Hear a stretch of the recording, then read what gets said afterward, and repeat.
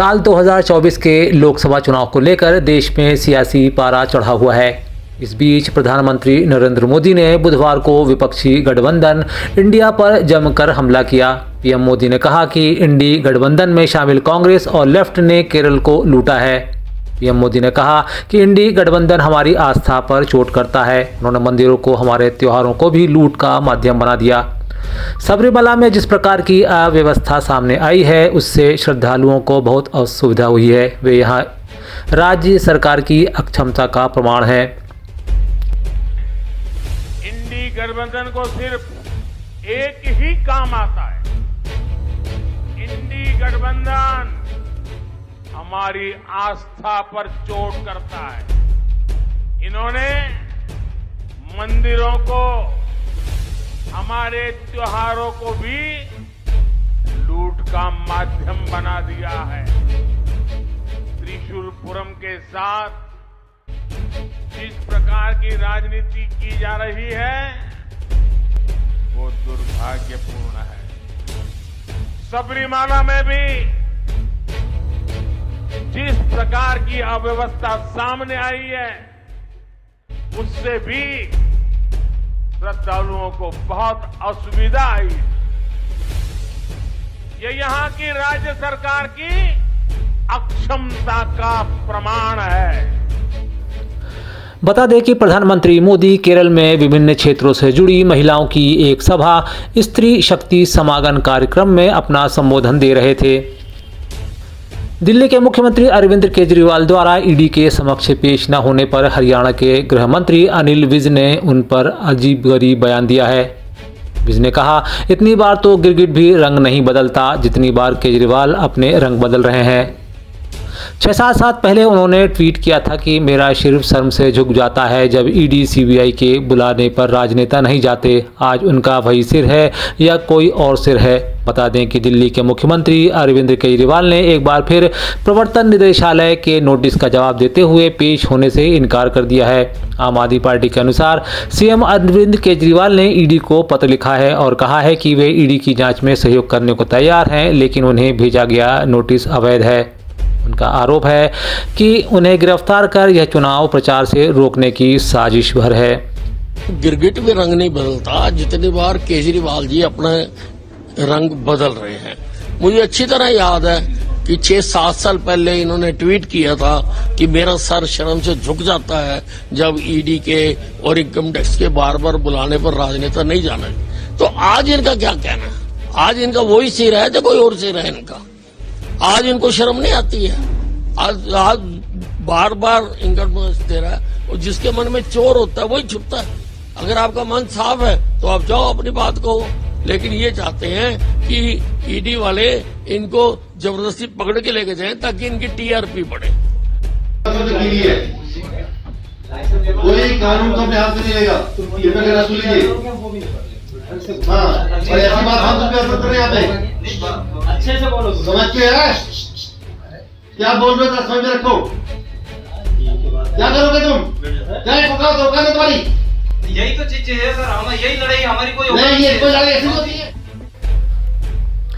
पिछले दिनों कलेक्टर कान्याल का एक वीडियो सोशल मीडिया पर जमकर वायरल हो रहा था, जिसमें वे एक ट्रक चालक से अभद्र भाषा में बात करते हुए सुनाई दे रहे थे।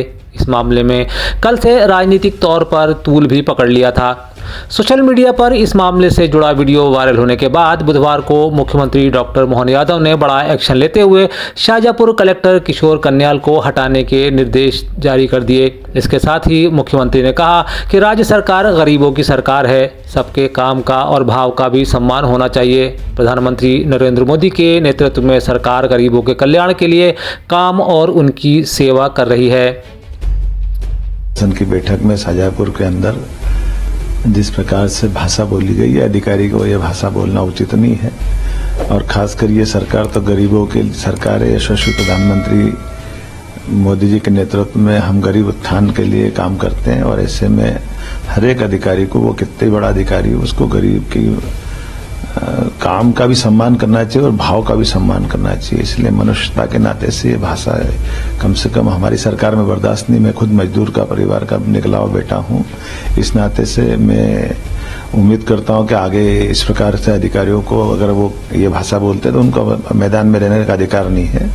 मैं उम्मीद करता हूं कि अब दोबारा जो अधिकारी आएगा वो इस प्रकार की भाषा का और व्यवहार का ध्यान रखेगा और इस प्रकार की भाषा जो बोली जाती है मेरे मन में बहुत पीड़ा हुई इस बात की, मैं कभी क्षमा। हालांकि इस मामले को लेकर ऑल इंडिया ट्रांसपोर्ट यूनियन के नेता ने किसी भी प्रकार का आरोप न लगाते हुए कानून का पालन करने की बात कही है।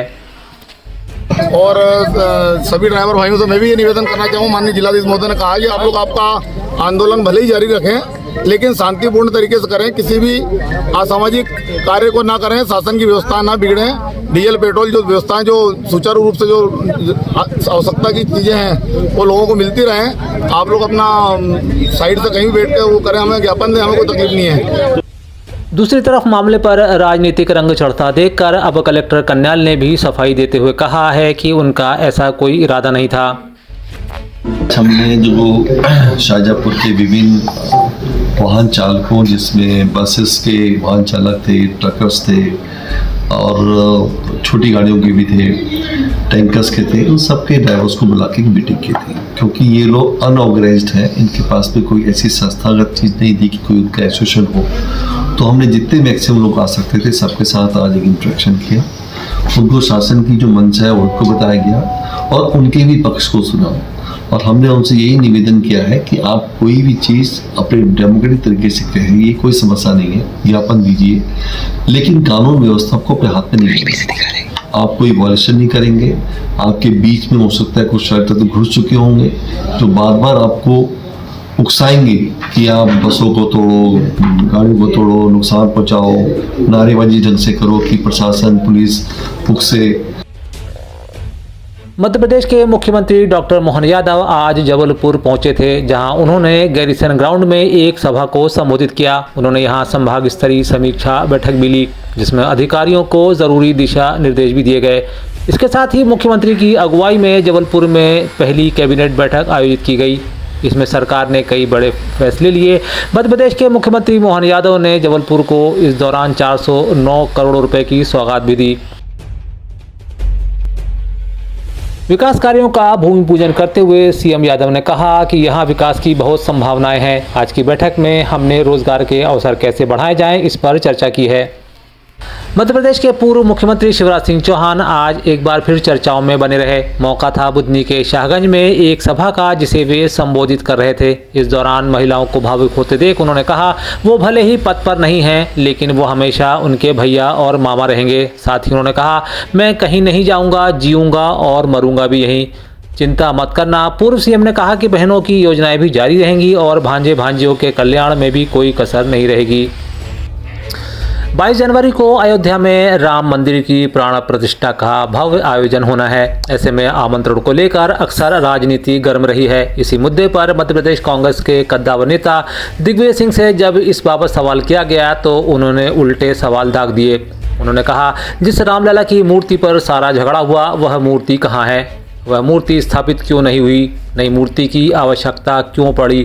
साथ ही उन्होंने कहा अयोध्या जाने के लिए उन्हें किसी आमंत्रण या निमंत्रण की जरूरत नहीं। न्योता आया है क्या आपको? जी, राम मंदिर जाएंगे? मुझे कोई न्योते की आवश्यकता नहीं है, हमारे हृदय में बसे हैं भगवान राम।